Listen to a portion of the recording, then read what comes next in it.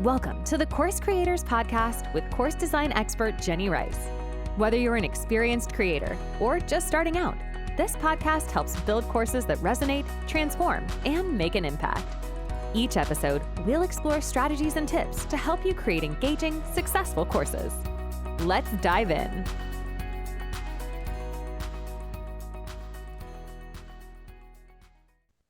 Hi, this is Jenny Rice from Course Creators Podcast. I'm very excited today. Our guest is Philip Wickerson from George Mason University in Fairfax, Virginia. So welcome, Philip. Thank you for having me. Yeah, I'm really excited to have you here. So why don't you start off, tell me a little bit about yourself and your background. Okay, so my name is Philip Wickerson. I am an employer engagement consultant at George Mason University. In that role, I work with employers looking to recruit and hire Mason talent. I also am a current student myself, trying to get my PhD in communication. So, Wonderful. trying to do a lot. I am a husband to my wife of over 10 years and a father to two boys. I always share that because that's one of my top identities. And all these things, I'm doing a jack of all trades. I'm also a member of the oldest and coldest fraternity, Alpha Phi Alpha Fraternity Incorporated, as well as the NAACP. So really giving myself to the community is something that's important to me, in addition to my academics and my work life. That's great. You've got a holistic approach and a positive approach from what I was reading from your background a bit too, right? So let's talk about the courses that you're going to be offering in the new year and what transformation your learners will get. Yeah, so, as an employer engagement consultant, I used to work with students. And so over my time when I was working with students, I did a lot of courses as it related to, resume building, uh, interview skills, building a personal brand. And then I like to do public speaking. So then I kind of went off on my own, and I still do a little bit of leadership training and workshops. But one thing that is a passion of mine at the beginning of every year is vision board and goal setting. I love to facilitate workshops and courses as it relates to vision boarding and goal setting. It was very impactful to me. I went and attended a virtual vision board course Mm. that changed my life. I think I was back in 2021, and I've been doing a vision board ever since. At the beginning of every year, it's like one of my beginning of the year activities. And so now I wanted to expand that experience to others. So I do that workshop course for others around me. I do it for the communities, churches, other organizations, my fraternity, but also I do it for the George Mason community and other faculty and staff. It's such a great impact to have a vision board, right? To have that goal, that vision you want to have. I'm going to share with you a story I read about John Assaraf. He actually does vision boards and he promotes them and thinks they're great.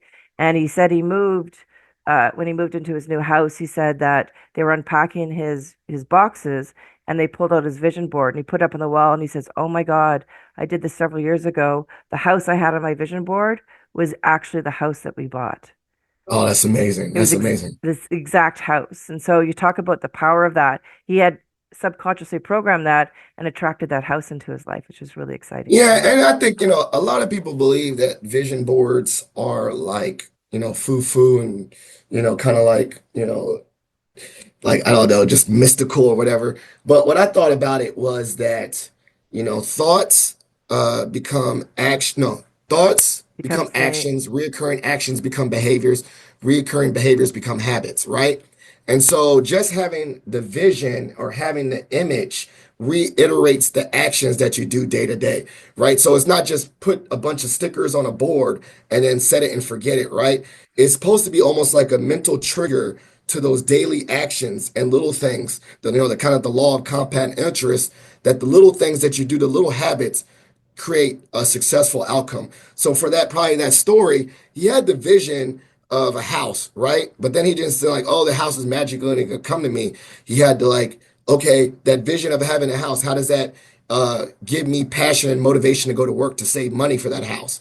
And that little going to work every day and showing up to work every day allowed him to save the money for the house. So I like to take away, the mystical part of the vision and take it to the tangible, like real life examples for me, and I have on my vision board right here. I have it at work. I have it at work every day, amazing. and I see it, right? And some of the things that I see is like my father-in-law who passed away, right? But the reason why I have my father-in-law in there is that I do kind of like do that, like WWJD instead of what would Jesus do? I say WWJD, what would Jeff do? That's his name. And that helps reiterate things that like he taught me while he was alive, right? And that becomes like my behavior, the things that he did. I find myself adapting and having his mannerisms, you know? And so I like that story, and I like to just say to those that are very skeptical about visions and vision boarding is that like vision is only step one. It has to be followed up by concrete action, but it has to be followed up by action that's reoccurring and Yeah. consistent That, to make your vision come true. that's great. Sorry, my camera's going on and off. That's great that you have people look at their vision. What do they want? But then what do I do with that? How do I take action? It's not just about, putting it out there and leaving it away. It's what do I move towards it, which is great. So when we talk about creating this workshop, uh, did you have any challenges in doing it? And how did you overcome them so we can help other course creators with the same issues they might have? Well, I think no, okay, so your content, your course, your subject, obviously if it's something that's passionate, you're passionate about, that's the easy work. I think the difficulty is marketing and getting other people to find what you're passionate about interesting. For me, like I said, like my audience for my first vision board activity or group thing was other Black male faculty and staff. And so how do I convince other people that are busy to take time out their day to join me for a course, right? I think I would also say to my like knowing my audience, I was skeptical to vision board, right? You don't see a lot of Black men doing vision boards, right? I think when you thought of vision boards, I thought of like white women with like glitter and stuff, and like I had to understand that like this is for all audiences, right? And so I think the difficulty was, kind of like not preaching to the choir, but like evangelizing, like, how is this, a good activity? The way I did it though was that I reiterated throughout the promotion of it that I am a practitioner of it, that I was a benefactor of it, that I showed, in the promotion, hey, this is what we're going to be doing. This is my vision board from last year. So this is what I did last year that we're going to be doing in this course. And so that was one of my challenges is just promoting it and getting others to buy in. That's great. And maybe some testimonials would be good because of the impact people have had by doing that and seeing how their lives have changed because of it. And it's such a gift For that you're sure. giving to people because it's about helping them achieve their goals and taking the steps to do it, which is wonderful. So, And I just want to give kudos. Like I said, the one person that really set me off on this was Maureen Sweatman. Uh, she did a she did a virtual like contest and was like, if you win this contest, you and someone else will get, 4 coaching sessions with your vision board. And I won the contest and I did my first vision board with Maureen and I brought my friend Dorothy Hayden, who is one of my close colleagues and friends. And we did the 4 courses spaced out.